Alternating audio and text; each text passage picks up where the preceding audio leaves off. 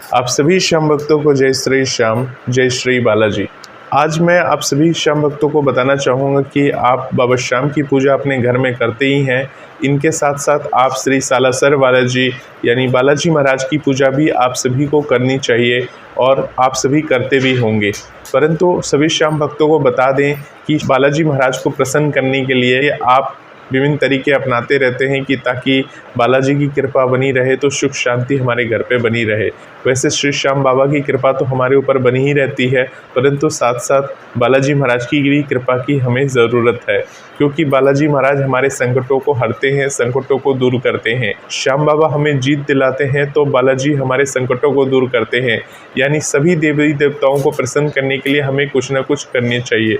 जब बालाजी महाराज का जन्मदिन आता है तब बालाजी महाराज को कैसे प्रसन्न करें कि बालाजी की कृपा हमारे ऊपर हो जाए। बालाजी को क्या पसंद है? बालाजी को राम नाम सुमरण पसंद है। यानी कि आप अपने घर में श्री राम जी का गुणगान करते हैं, श्री राम नाम का जप करते हैं, श्री राम नाम को लिखते हैं, तो बालाजी अत्यधिक प्रसन्न होते हैं और आपके ऊपर अपनी असीम कृपा करते हैं।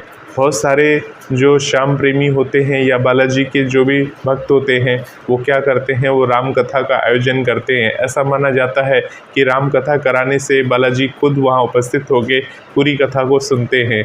तो इस तरह से भगवान को प्रसन्न करने के लिए जगह जगह जब हनुमान जयंती आती है या कोई भी ऐसा दिन आता है जब उत्सव वाला दिन होता है, उस दिन भक्तजन आयोजन कराते हैं और उसमें भक्तजनों को सम्मिलित करते हैं। और ऐसा माना जाता है कि बालाजी भी किसी न किसी रूप में आकर उस कथा को श्रवण करते हैं, ग्रहण करते हैं और अपना आशीष दे के जाते हैं। तो अब हम ऐसा घर में क्या करें जिससे बालाजी की कृपा हमारे ऊपर हो जाए, तो उसके बारे में मैं आपको बताने जा रहा हूँ। देखिए, हनुमान जी को घर में जिस तरह से आप पूजा करते हैं उसी प्रकार से आपको पूजा करना है, परंतु जब विशेष दिन की बात आती है तो विशेष दिन में कुछ अलग तरीके से हो जाए पूजा, तो बालाजी की असीम कृपा हमारे पर हो जाए। तो उस दिन हमें क्या करना है, और जिस प्रकार से पहले आप पूजा पाठ करते हैं सभी देवताओं को, उसी प्रकार से पूजा पाठ कर लीजिए। उसके बाद बालाजी महाराज आपको चोला चढ़ाना है। जो हनुमान जी का सिंदूर होता है वो सिंदूर आप मार्केट से लेकर आएंगे और उस सिंदूर में चमेली का तेल डालकर उसको पूरा अब गीला कर लेंगे। गीला करने के बाद जो आपके पास छोटी मूर्ति है, अगर मूर्ति नहीं है आपके पास तो आप उस मूर्ति को बाजार से लेकर आ जाएंगे उस दिन। तो आप सभी श्याम भक्तों को बता दूं कि जब सीता माता ने अपने माथे में सिंदूर लगाया था तो सिंदूर को देखकर श्री बालाजी ने यानी कि हनुमान जी ने उनसे ये पूछा कि आपने ये सिंदूर अपने माथे में क्यों लगाया है। तब सीता माता ने उनको ये बोला था कि ये सिंदूर जितनी लंबी मैं अपने माथे में लगाऊंगी उतनी लंबी श्री राम जी की आयु होगी और उनका विशेष आशीर्वाद भी उन्हें मिलेगा।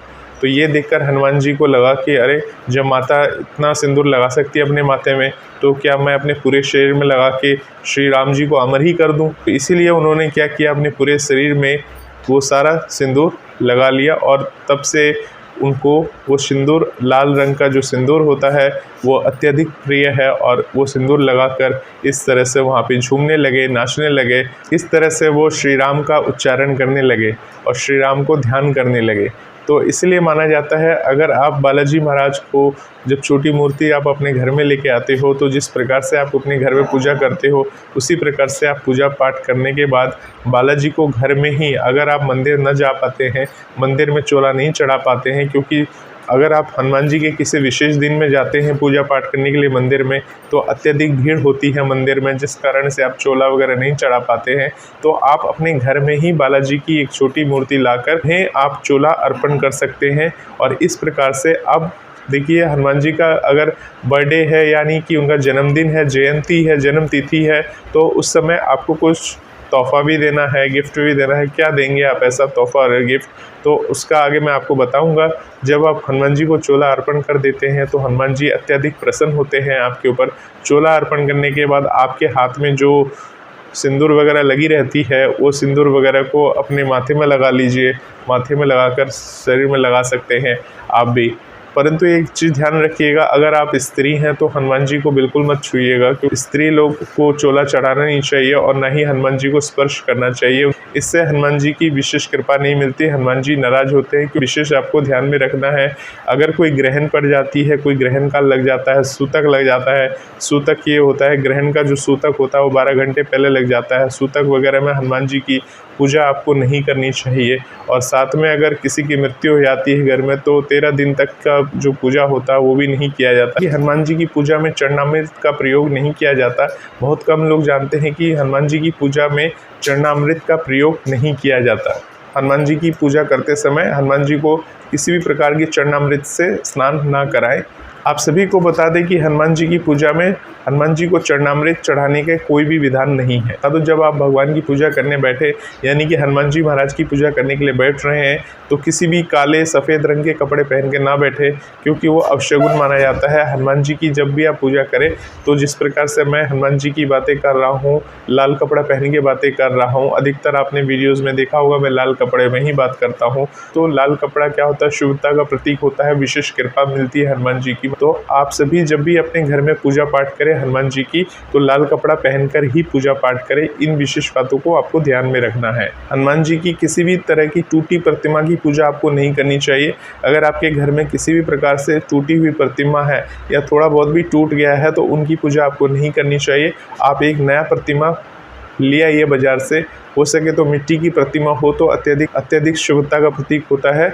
आप वो मिट्टी की प्रतिमा लाकर उन्हें आप चोला अर्पण कर सकते हैं। हनुमान जी की जब आप पूजा करते हैं या हनुमान जी की जयंती है या हनुमान जी का कोई विशेष तिथि होती है, उस दिन आपको दिन में नहीं सोना चाहिए। अगर आप हनुमान जी का व्रत वगैरह रखते हैं तो इस दिन नमक के सेवन से आपको बचना चाहिए। इन बातों को विशेष ध्यान में आपको रखना है। साथ ही आपको मांस मदिरा ऐसा कोई भी अगर आपके घर के आसपास खा रहा है या कोई भी ऐसा है तो उन लोगों से दूर रहना चाहिए और अपने आप को हनुमान जी को पूर्ण तरह से समर्पित करना चाहिए। अगर आप इन बातों को ध्यान में रखेंगे तो हनुमान जी की विशेष कृपा होती है और भगवान आपके ऊपर अपनी कृपा हमेशा बनाए रखते हैं।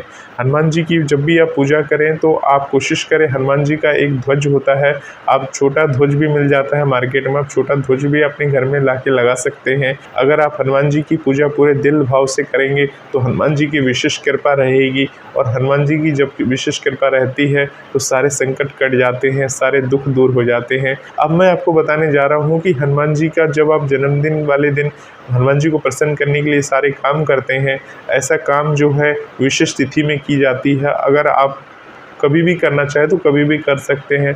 चोला तो हनुमान जी को हमेशा पसंद है, आप हमेशा चोला अर्पण कर सकते हैं, चोला चढ़ा सकते हैं उन्हें। हनुमान जी को क्या ऐसा दे कि हनुमान जी आपके ऊपर विशेष कृपा कर दे आपके ऊपर। तो हनुमान जी को देखिए, राम नाम से प्रेम है, वो राम नाम ही जपते हैं और जब भी वो अपने आराधना में रहते हैं, जब भी वो ध्यान में रहते हैं, वो सिर्फ राम नाम का ही जप करते हैं। तो हनुमान जी का जो अगर आप अपने घर में श्री राम नाम का लेख लिखते हैं 108 बार जो भी है, अगर आप लेख लिखते हैं, कॉपी आपके पास भर गई है, तो वो कॉपी किसी भी हनुमान जी के मंदिर में जाके हनुमान जी को समर्पण कर सकते हैं। आप उस दिन मंदिर में जाइए, हनुमान जी के दर्शन करिए और उनको वो कॉपी उनको वहाँ पर जाके मंदिर में समर्पित कर दीजिए। हनुमान जी को प्रसन्न करने का तरीका जो मैंने आप सभी श्याम भक्तों को बताया है, इस विधि के दौरान अगर आप कुछ एक्स्ट्रा करना चाहते हैं, कुछ विधि विधान में जोड़ना चाहते हैं तो वो आपका अपना पर्सनल मैटर है।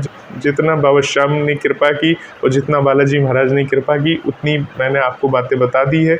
इन बातों को ध्यान में रखेंगे तो भगवान की विशेष कृपा आप सभी को मिलती रहेगी। जय श्री श्याम, जय श्री बालाजी महाराज की।